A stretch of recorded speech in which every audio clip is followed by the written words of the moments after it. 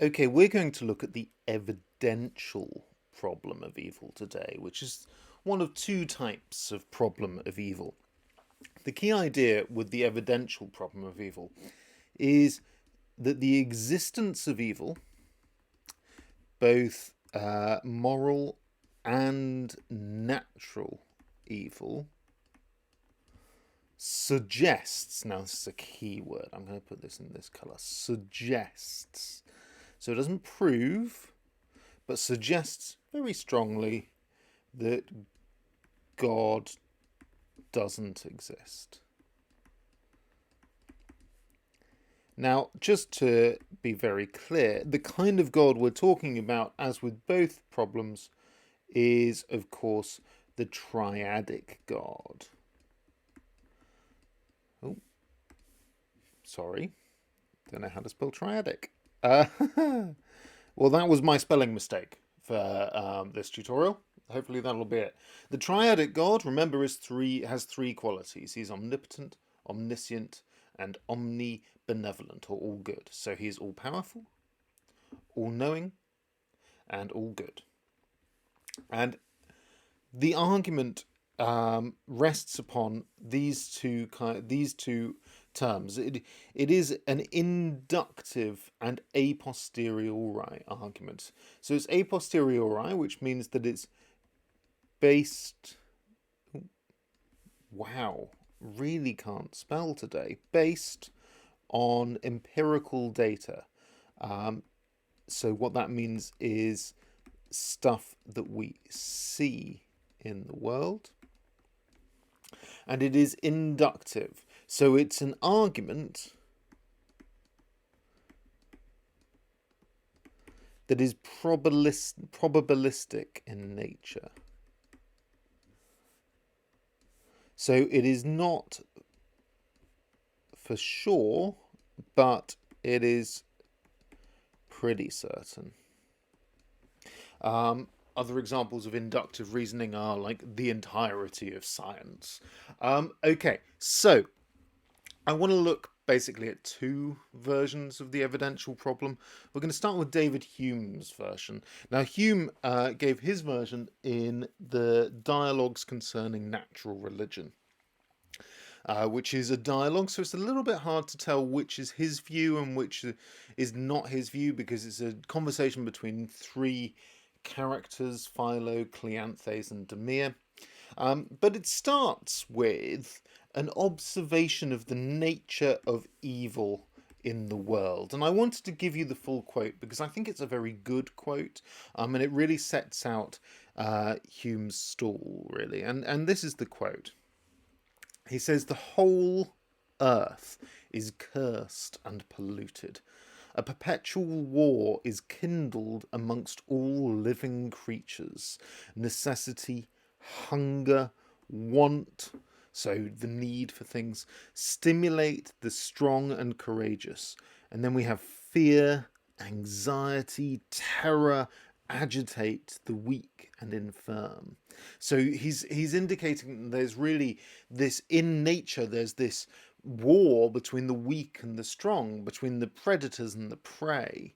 The first entrance into life, so now he's talking here about birth, the first entrance into life gives anguish to the newborn infant and to its wretched parent. Weakness, impotence, distress attend each stage of that life.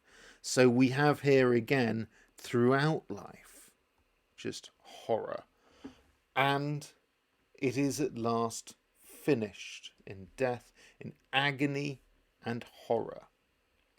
Well, it's Hume, so he doesn't put things as clearly as some might, but he's really talking about kind of, I would say actually, three kinds of evil. The evil he's considering here is natural evil, quite obviously. That's the kind of the want and so on, and the hunger. But there's also kind of predator and prey. So there's moral evil. And finally, I think there's another kind that we often miss here, but Hume really picks up on it with the anxiety, the fear, the terror, the distress, and that's psychological evil. Psychological pain. So it's the existence of these sorts of things that allow him to form his argument. And his argument can be kind of characterized like this.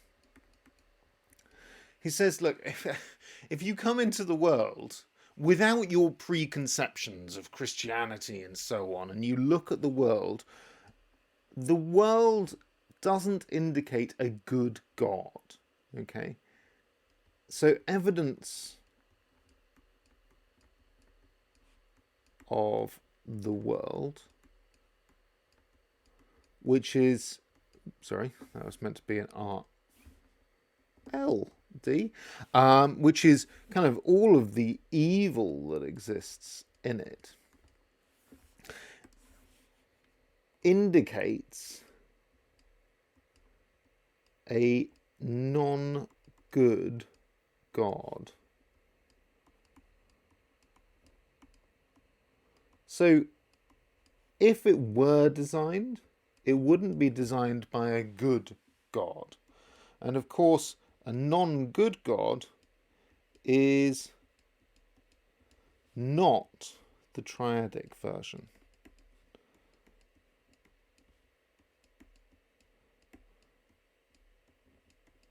So what Hume is saying is, if you were to believe things like the design argument, and obviously Hume doesn't, but if you were, you would conclude that the kind of thing that designed the world is the kind of thing that deliberately wanted this: fear, anxiety, terror for their creations.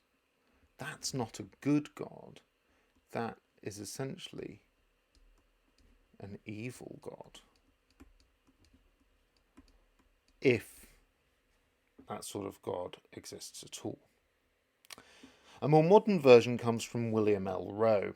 Now, Rowe modifies this argument slightly. He starts with the concept of unnecessary suffering. So, unnecessary suffering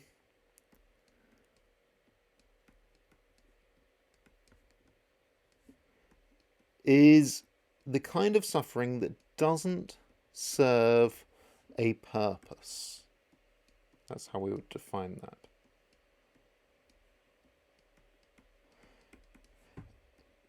You could explain, he thinks, some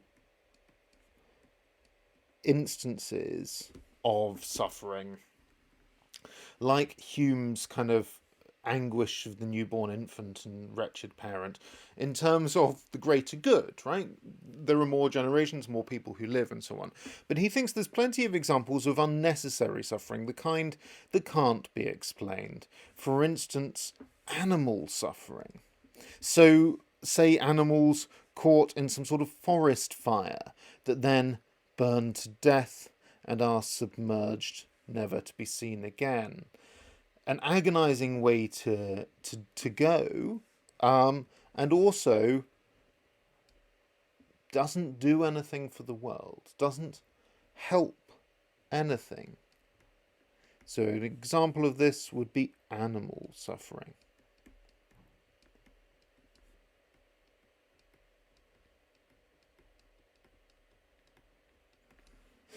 And Rowe argues that a good God would look at that world, that kind of unnecessary suffering, and being good would want to stop it. So he says a good God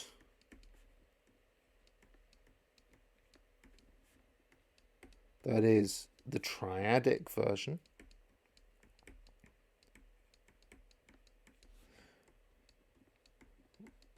would want to stop the suffering.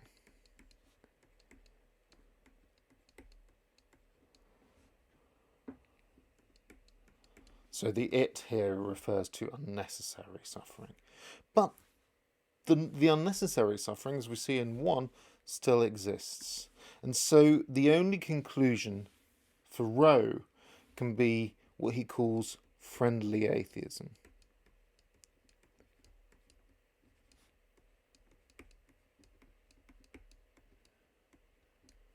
Which is the idea that God doesn't exist based upon what he sees as a relatively good, though obviously not conclusive, reason. The evidential problem of evil.